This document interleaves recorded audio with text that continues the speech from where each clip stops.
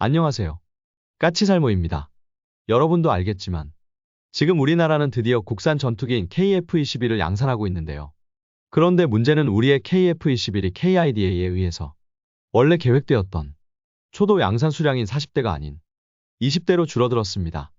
그런데 최근에 어떤 이야기가 들리냐면 바로 KF-21의 양산 수량이 40대로 늘었다는 이야기가 들리고 있습니다. 그래서 오늘은 이게 어떻게 된 건지 이야기해 보도록 하겠습니다. 그 전에 앞서서 북한이 이번에 5,000톤급 최신 구축함을 선보였는데요. 웃기는 이야기겠지만 저는 북한 구축함 건조를 환영합니다. 물론 북한의 신형 구축함이 우리에게 전혀 위협이 되지 않는다고는 생각하지 않습니다.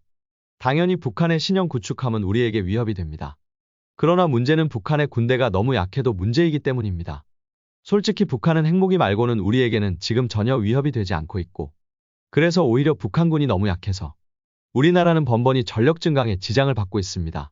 그렇기에 이런 생각을 하면 안 되는 건 알지만 북한이 핵무기 말고도 재래식 전력도 어느 정도는 향상하길 기대를 했고, 이번에 우크라이나 전쟁에 북한이 참여함으로써 그 대가를 받아서 북한은 지금 자신들의 전력 강화에 그 비용을 사용하고 있는 것으로 보이는데요. 이런 식으로 북한이 어느 정도 전력 향상을 해준다면 당연히 우리는 그에 대한 대비를 해야 하기 때문에 우리나라 군대의 전력 증강에도 명분이 생깁니다. 그래서 저는 북한의 전력 증가, 그것도 너무 격차가 많이 벌어져서 우리가 어떻게 해야 할지 판단할 수 없을 정도로 전력 격차가 벌어져 버린 해군과 공군의 전력 증강은 어느 정도 환영을 합니다. 만일 북한이 하나의 무기를 새로 도입하면 우리는 그걸 핑계로 10개의 새로운 무기를 도입할 수 있으니까요. 그래서 말도 안 되는 이야기지만 이번에 북한의 새로운 함선의 도입을 환영합니다. 그리고 드디어 한화가 구매한 필라델피아에 있는 필리조선소의 확장 공사를 시작했다고 합니다. 필라델피아 현지 언론에 따르면 한화가 구매한 필리조선소에 대한 확장 공사와 그리고 신규 인력 확보에 나섰다고 하고요. 들어보니까 조선소 반대편에 퇴역한 함선들이 주기되어 있는 공간을 치운다는 이야기가 있는 것으로 봐서는 아마 새로운 부지를 확보해서 새로운 도크도 건설할 모양입니다. 뭐 이거야 다들 예상을 하고 있던 일이니까. 당연히 한화는 아직은 미국의 다른 조선소를 구매하지 못한 상태이기 때문에 한화가 이미 확보한 필리조선소를 확대하는 건 너무 당연한 수순이겠죠. 그리고 요즘 KDDX만큼 사람들에게 많은 논란이 있는 사업이 한 가지가 더 있는데요. 그건 바로 다목적 무인 차량 도입 사업입니다. 이 사업은 신속획득 사업으로 우리 육군이 496억 3천만 원을 들여서 보병의 생존성을 보장하고 감시 경계 작전 지속 등 다양한 임무를 수행할 다목적 무인 차량을 도입하는 사업인데요. 현재 이 사업에는 현대로템의 세르파와 한화에어로 스페이스의 아리온 스매시라는 무인 차량이 경쟁 중입니다.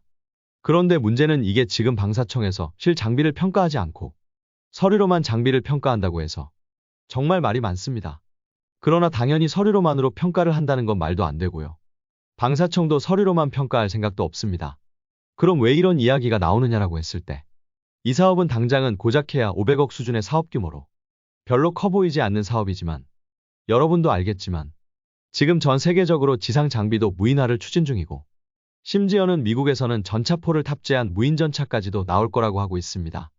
그래서 앞으로 당연히 우리도 많은 무인 차량을 도입할 것이고 당연히 이 사업도 그냥 500억으로 우리 육군에 새로운 장비를 도입하는 사업이 아니라 결론은 육군이 여러 대의 무인 차량을 도입해서 실제로 육군에서 운용해서 필드 테스트를 하는 사업입니다.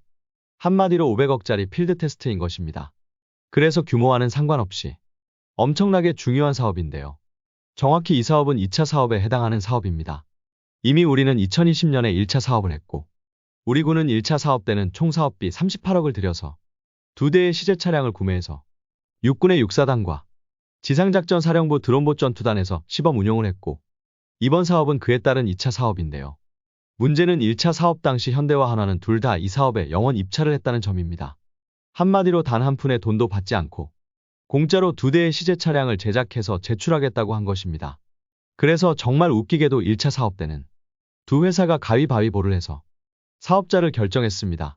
그래서 현대로템이 가위바위보에서 이겨서 1차 사업을 수주했고 시제 차량은 현대로템이 제작해서 납품을 했습니다. 그리고 육군에서 필드 테스트를 한 결과 그 필요성을 느끼고 긴급 사업으로 편성을 해서 이번에 2차 사업을 하는 건데요.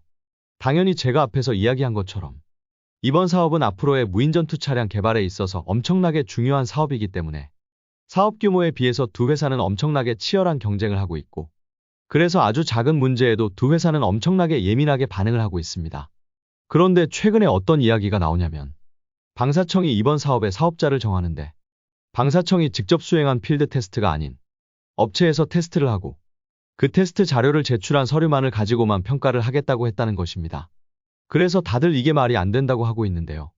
당연히 업체에서 테스트를 하는 건 업체마다 테스트하는 환경도 다르고 그리고 이걸 공인하는 공인기관도 다르기 때문에 같은 평가라고 할 수가 없습니다. 실제로 지금 현재 우리나라에서 업체의 테스트를 공인해 줄 수 있는 공인기관만 우리나라에는 35개나 있다고 합니다. 그래서 방사청에서 업체에서 제출한 자료만을 가지고 평가를 한다고 해서 문제가 되고 있는 것입니다. 아마 많은 분들이 이 이야기를 각종 매체를 통해서 접했을 것입니다. 그런데 제가 지금부터 이 문제의 진실을 알려드리죠. 이건 특정 업체가 퍼뜨리고 있는 가짜 소문이자 언론 플레이입니다. 당연히 방사청이 실제 필드 테스트 없이 서류로만 평가를 할 리는 없습니다. 이미 육군 시험평가단이 5개월간의 필드 테스트를 이미 하고 있고 그리고 주요 항목 6개 중에서 2개는 육군의 시험평가를 기본으로 하고 나머지 4개도 방사청이 직접 필드 테스트를 할 거라고 하고 있습니다. 한마디로 말해서 방사청은 이 사업에 대한 필드 테스트를 이미 하고 있는 것입니다. 그럼 왜 이런 거짓 뉴스들이 남발을 하고 있는 것일까요? 그 이유는 이러합니다. 국회 국방위원회 관계자는 다목적 무인 차량 사업에 참여한 한 업체는 방사청이 제시한 절차와 안에 전부 동의하고 있다고 하면서 그런데 다른 업체는 작년에 제안서를 제출할 때 제시한 수치가 최대 수치가 아니라고 주장하면서 최대 수치를 추가로 낼 테니 재확인해달라고 요청한 것으로 알고 있다고 합니다. 한마디로 한 업체가 갑자기 이미 제출한 서류가 잘못되었으니 다시 서류를 제출하겠다고 하고 있는 것입니다. 그런데 당연하지만 방사청은 그걸 거부합니다. 그리고 방사청은 기존에 이미 제출한 서류만을 바탕으로 심사를 하겠다는 방침을 낸 것입니다. 그리고 바로 이 부분이 잘못 와전되어서 기사가 나간 것입니다. 한마디로 말해서 특정 업체가 자신들이 제출한 재원이 상대 업체가 제출한 재원보다 낮으니까 그걸 다시 평가해달라고 요청을 한 것이고 당연히 방사청은 그럴 수 없다고 답변을 한 것이고 이건 누가 봐도 당연한 조치입니다. 그런데 이게 바로 그 특정 업체에 의해서 언론의 방사청이 서류만으로 심사를 하기로 했다고 이야기가 퍼진 것입니다. 그래서 일부 언론 등에서 이야기하고 있는 서류만으로 심사를 한다는 이야기는 완전히 잘못된 이야기입니다. 제가 보기에는 특정 업체가 일부러 그런 식으로 언론 플레이를 하고 있다고 보이고요. 솔직히 이게 말이 안 되지 않습니까? 이미 자신들이 원하는 공증기관에서 공증을 하고 자료를 제출했는데 자료를 제출하고 보니 상대 업체보다 성능이 낮은 것 같으니 방사청더러 다시 평가해달라거나 아니면 서류를 다시 제출하겠다니 이게 말이나 되는 소리인가요? 당연히 그걸 받아들인다는 건 말도 안 되는 헛소리입니다. 물론 이 문제에 대한 반박도 있습니다. 만일 실제로 방사청이 시험평가를 해본 결과 업체에서 제출한 자료보다 시험평가가 더 높게 나와도 방사청은 업체가 제출한 자료대로만 인정한다고 합니다. 그래서 만일 업체가 시속 40km의 속도가 나온다고 자료를 제출했는데 만일 실제 테스트를 해본 결과 시속 60km가 나와도 방사청은 시속 40km만 인정을 한다는 것입니다. 그래서 이 부분은 문제라고 지적을 하기도 하는데요. 이에 대해서 방사청 쪽에서는 시험평가서보다 더 높은 성능이 나온다는 건 업체가 시험평가서를 제대로 작성을 하지 않은 것이다. 그리고 만일 업체가 시험평가 전에 장비를 개조를 해서 업체가 제출한 시험평가서보다 더 높은 속도 등이 나오게 만들어서 시험평가를 받게 되면 업체가 개조한 부분이 장비에 어떤 식으로 영향을 끼칠 수도 있고 그럼 단순하게 속도뿐만 아니라 다른 부분도 다시 평가를 해야 하는 문제가 생긴다는 이야기를 하기도 했습니다. 한마디로 말해서 만일 속도가 시험평가서보다 더 높게 나온다면 업체가 제대로 서류를 갖추지 못한 것이고 그리고 만일 방사청의 필드 테스트 전에 업체가 차량을 개조해서 업체가 제출한 시험평가보다 더 높은 속도가 나왔다면 다른 부분도 전부 다시 테스트를 해야 한다는 것입니다. 그래서 서류보다 더 높은 속도가 실제 필드 테스트에서 나온다고 해도 방사청은 인정할 수 없다는 것입니다. 물론 이런 방사청의 방침이 옳은지 틀린지는 각자가 판단할 문제라고 보고요. 다만 문제는 이런 문제로 인해서 지금 다목적 무인 차량의 도입 사업도 지연되고 있다고 합니다. 원래는 이 사업은 5월까지 평가를 하고 6월에 최종 결정을 하기로 했었는데요. 지금 이런 문제 때문에 6월에 최종 결정이 나오지 않을 거라는 이야기가 많습니다. 그래서 지금 이 사업도 지연될 것으로 보이고 있습니다. 여기서 여러분이 알아야 하는 건 보통 언론들은 양쪽 의견을 듣지 않고 한쪽의 의견만을 일방적으로 전한다는 것입니다. 그리고 저도 당연히 그런 면이 전혀 없다고는 생각하지 않습니다. 저도 분명히 그럴 수 있습니다. 그러니 그 기사들이 무조건 진실이라고는 생각을 하지 마세요. 제가 하는 이야기도 무조건 진실이라고 생각하지 마시고요. 어떤 문제든 항상 양면이 있는 건데 한쪽의 이야기만 듣고 결론을 내버려서는 안 된다고 생각을 합니다. 특히 이 문제 같은 경우를 보면 지금 대부분의 언론들에서 특정 한쪽의 이야기만을 전달하고 있어서 많은 사람들이 엄청난 오해를 하고 있다는 점입니다. 아마 틀림없이 특정 업체가 일부러 의도적으로 언론 플레이를 하고 있다고 생각이 들고요. 그래서 이 문제는 지금 언론들에서 이야기하는 건 거의 대부분이 사실과 다릅니다.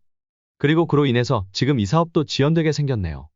아무튼 저는 이번 문제는 방사청의 말이 옳다고 봅니다. 그럼 다시 KF21 이야기로 돌아와서 여러분도 알겠지만 우리는 지금 KF21을 양산하고 있습니다. 그런데 작년에 KIDA의 연구 용역 결과 KIDA는 초도 양산의 위험성을 분산하기 위해서 초도 양산 수량을 40대가 아닌 20대로 줄여야 한다는 권고를 했고, 그래서 현재 우리는 KF21에 대한 20대의 양산 계약을 카이화하고 지금 생산 중인데요.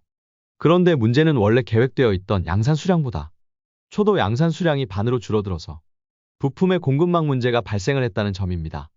당장 올해 1월 16일에 방사청은 KF21에 대한 부품 공급망 문제에 관한 회의를 열기도 했습니다. 그 당시 우리는 A사 레이더 등 KF21에 공급되는 여러 부품의 공급 안정화 문제에 대해서 논의하기도 했는데요. 특히 문제가 되었던 건 바로 중소기업 등의 부품 공급 문제였습니다. 원래 계획에 따르면 KF21은 초도 양산 수량을 40대를 잡고 있었고, 그래서 일부 중소기업들은 그걸 바탕으로 부품 공급을 하기로 했는데요. 그런데 이게 반으로 줄어들면서 일부 중소기업들이 부품 공급에 대한 차질을 빚게 된 것입니다. KF21이라는 건 워낙 작은 수량이 만들어지는 전투기이고, 그래서 특히 부품 공급망 안정화가 중요한데요. 그런데 이게 40대에서 20대로 초도 물량이 줄어드니 중소기업들은 이런 물량을 공급해서는 이익이 발생을 하지 않았던 것입니다. 그래서 이게 문제가 된 것인데요. 그로 인해서 KF21의 부품 공급망 안정화에 문제가 있었습니다. 그래서 실제로 저는 바로 얼마 전에 우리 KF21이 너무 잘 수출되어도 문제가 있다는 이야기를 했습니다. 왜냐하면 현재 우리는 아직까지는 KF21의 대량 양산 안정화에 들어가지 못했고, 그래서 다른 나라에서 KF21을 대량 주문하게 되면 우리 공군에게 납품하는 KF21의 납품 일정이 밀릴 거라고 생각을 했기 때문입니다. 솔직히 제가 이런 이야기를 한 배경이 바로 제가 이런 이야기들을 들었기 때문입니다. 결론은 KF21의 초도 양산 수량이 20대로 줄어들어서 부품 수급 문제로 KF21의 공급망의 안정화가 늦어지고 있다는 이야기를 들었기 때문인 것입니다. 그런데 최근에 저는 어떤 이야기를 들었냐면 방사청에서 KF21의 양산 수량을 더 늘렸다는 것입니다. 그래서 이게 어떻게 된 건지 이해가 안 갔습니다. 이미 이것에 관해서 다룬 매체들도 있더군요. 그래서 찾아보니 정말 추가 양산을 승인했다는 것입니다. 사진을 보시죠. 이 자료는 말 그대로 방사청의 KF21 사업 추진 현황인데요. 여기서 추진 경과에서 2025년 1월 항목에 최초 잔여 물량 계약 전 생산 승인이라는 부분이 있습니다. 이 부분이 바로 방사청이 초도 양산분 20대를 빼고 나머지 20대를 추가 양산하는 걸 승인한 내용인데요. 한마디로 말해서 방사청이 추가 20대에 대한 양산 계약을 정식으로 체결하기 전에 추가 양산을 승인한다는 것입니다. 그런데 이게 가능하냐가 문제입니다. 솔직히 저도 이런 경우는 처음 봐서 이게 가능한 건지는 잘 모르겠습니다. 당장 방사청은 카이뿐만 아니라 한화에어로스페이스 등 엔진 등 KF21의 주요 핵심 부품 공급 업체와도 관급 장비 공급 계약을 했고, 그리고 당연히 지금은 20대분의 양산 수량에 필요한 부품의 공급 계약만을 체결한 상태입니다. 그래서 당연히 20대를 추가 양산하기 위해서는 방사청은 이런 회사들과도 부품 추가 공급 계약을 체결해야 합니다. 그런데 이런 계약을 전혀 체결하지 않은 상태로 KF21을 추가 양산하기로 했다는 것입니다. 이게 가능한 건지 솔직히 저도 처음 알았습니다. 분명 저는 작년에 우선은 20대를 양산하지만 나머지 20대를 양산하기 위한 계약을 올해인 2025년에 체결해서 KF21의 양산이 끊기지는 않을 거라고 이야기했었는데요. 이건 뭐 아예 계약도 하기 전에 추가 양산 승인이라니 좀 신기하기도 하고 재미있네요. 이건 아마 제가 보기에는 정식 계약이라기보다는 방사청이 임의로 해주는 일종의 보증 같은 게 아닌가 합니다. 결론은 아직 정식 계약은 하지 않았지만 추가 20대에 대한 양산을 업체에서 해도 그 부분에 대해서 방사청이 보증을 하겠다는 이야기 같습니다. 아무튼 그래서 어쩌다 보니 20대에 대한 추가 계약도 없이 추가 양산이 확정되어 버린 것이고요. 그럼 KF21의 부품 공급망 문제가 최소한 조금이라도 빨리 안정화가 되지 않을까 기대를 해봅니다. 오늘은 KF21의 추가 생산 소식과 그리고 무인전투 차량의 사업에 문제가 있다는 이야기를 해봤는데요. 한 가지 확실한 건 항상 모든 문제에는 양면이 있고 그래서 항상 양쪽 의견을 들어볼 필요가 있고 한쪽의 일방적인 의견으로 답을 찾을 수는 없다는 점입니다. 특히 이번 경우를 보면 막대한 돈으로 언론 플레이를 하는 업체에 비해서 이런 언론 플레이를 하지 못하는 방사청이 말하는 진실이 너무 사람들에게 알려지지 않는 것 같습니다. 이상 영상 봐주셔서 감사합니다.